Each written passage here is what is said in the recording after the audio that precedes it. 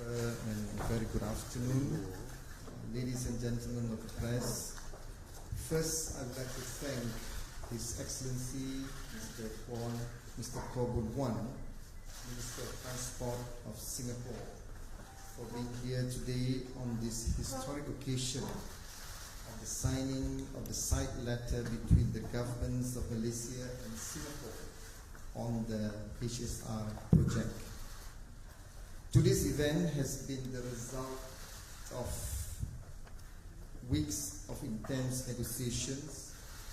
We met on various occasions in Kuala Lumpur and Singapore. Both the minister and the team, and also the team from Malaysia, have been working very hard for the last many weeks, and we have come to an agreement. We met all our concerns from Singapore and Malaysia, and the negotiations have been very frank and thorough between myself and Minister Koh, as well as officials from both sides. We have all worked tirelessly in order to bring about a resolution that is mutually beneficial. When I was in Singapore last week, I mentioned that Mr. Koh and I were inching towards a win-win resolution. And I'm happy to say, and I believe Minister Koh too, that today we have finally sealed the deal, witnessed by both Prime Minister Tun Dr. Mahathir Mohamad and also the Deputy Prime Minister of Singapore. Without doubt, this agreement would not have happened if not for our strong commitment to bilateral cooperation between our two countries. I'm confident that this spirit will see us through the final fruition of the Kuala Lumpur-Singapore high-speed rail project. On that note, I would like to invite Minister Koh to share a few words. Thank you, Mr. Azmin and friends of the media. This afternoon I flew in directly from Singapore Airport to Kuala Lumpur Airport, and from there to here. We are very close neighbors, close together, so flight time did not take too long. But still, if we have high-speed rail, I think it would even be faster. Although we are near, but actually we are not so near. The distance between us is almost 400 kilometers.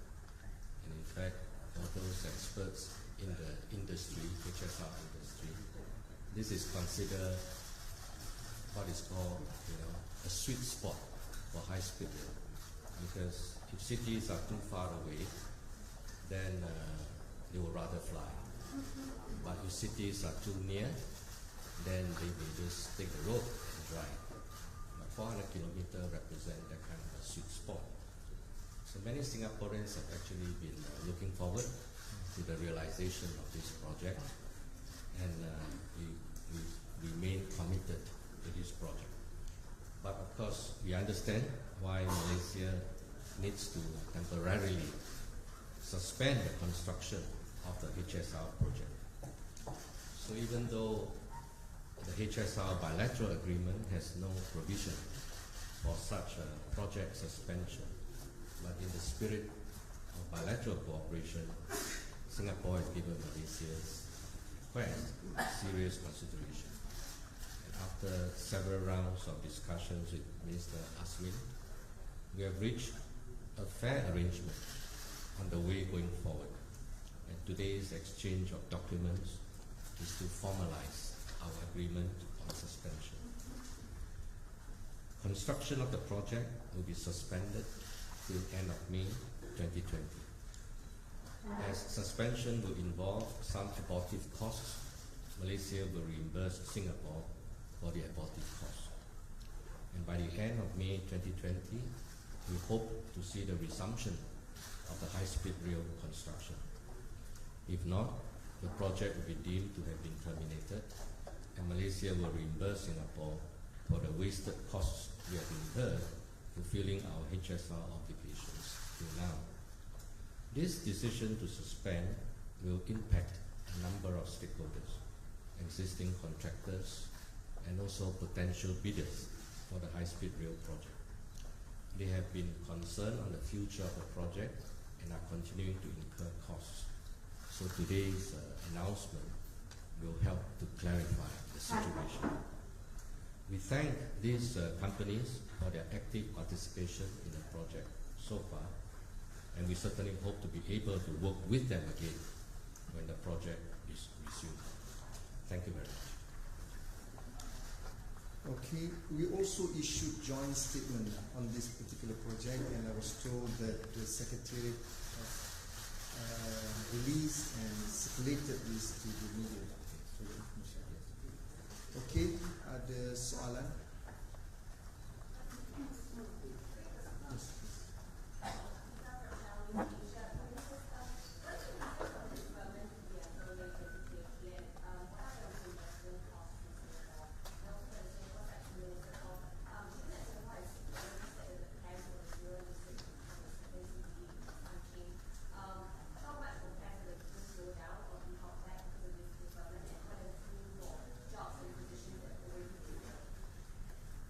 I think Malaysia has explained their reason why they need to temporarily suspend this project.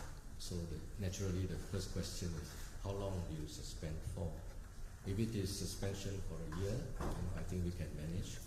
But if it is longer, let's say 4 years, then situation is quite different, because part of the consideration, which actually affects both countries and the project itself, is when we talk about, say, a 1-year deferment, it actually means several years of postponing the commencement of the project. So, for example, this agreement that we signed a while ago talk about deferment up to end of May 2020. But for the project, it means postponing almost 4 years. So 4 years means about 2030, 2031. When we started this project several years ago, when we were discussing this project, of course, one major factor was costing. We have to project costs, how much will it cost us, how much revenue can we take in, is the project viable? And when we are talking about pushing the project into the future, projections become more and more uncertain. So from Singapore's point of view, there's a limit to how far we can postpone the project.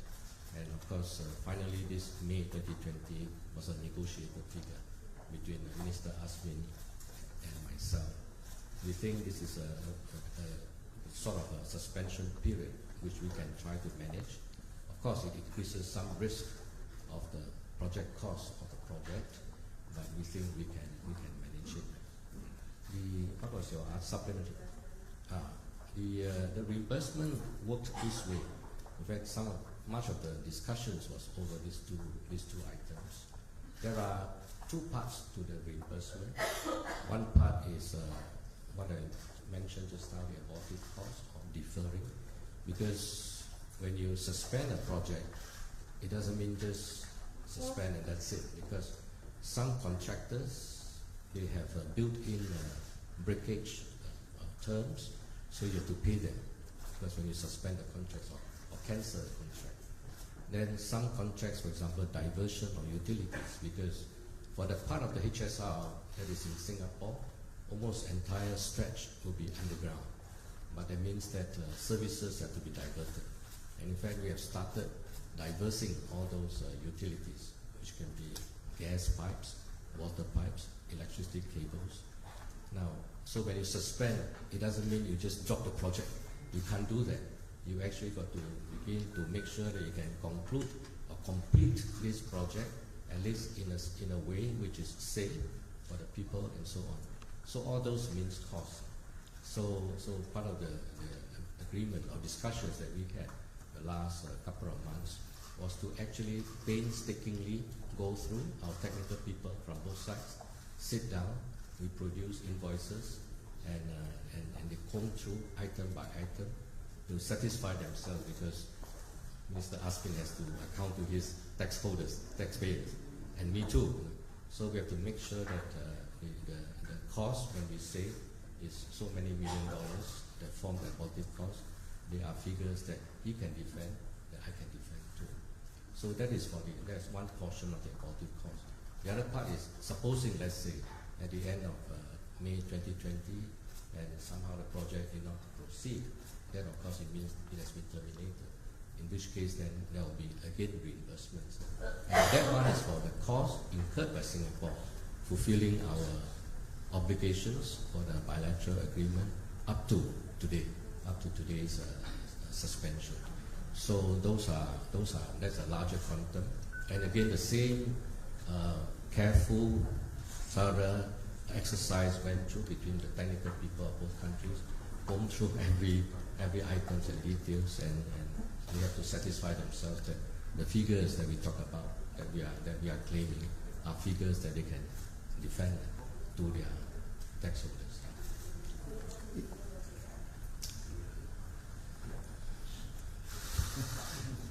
I have no problem with revealing the figure because in the interest of transparency, we thought we should be open with our taxpayers. Before I respond to that question, let me share with you that when I first met Minister Koh in Singapore on August 11, I presented the mandate of the Malaysian cabinet that we would like the project to be postponed for at least 3 to 4 years based on the economic conditions prevailing in Malaysia. I'm glad that Minister Koh and the team view our position positively. Then when we met again in Kuala Lumpur, a week later, Minister Koh came back with a position that Singapore was willing to consider for a period of 1 year. But certainly I need to discuss again with the cabinet, and again I went back to Singapore to appeal to our friends in Singapore to consider for a longer period.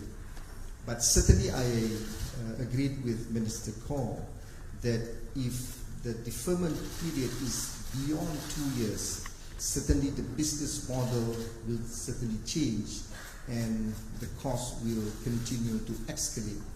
So based on our negotiations on various meetings, we have agreed mutually that the deferment period to be extended for 2 years until May 2020. And Minister Koh has explained in details about the costs involved for the deferment, and also in the event Malaysia decide to cancel the project after the deferment period of 2 years. So both teams again met on the 27th and 28th of August.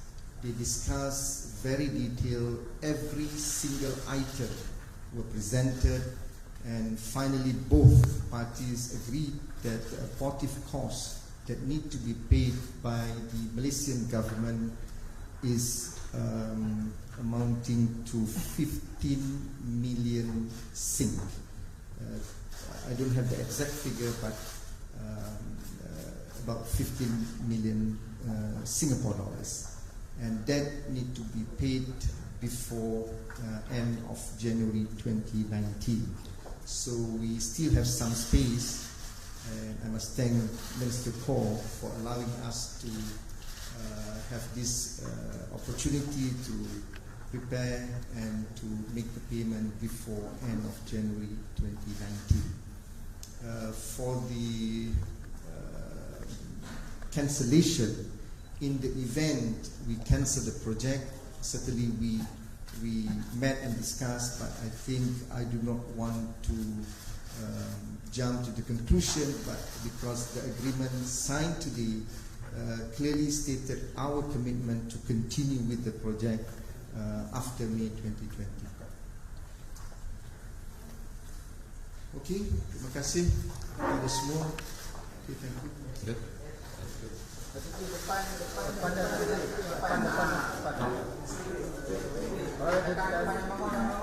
Jangan bangun ha.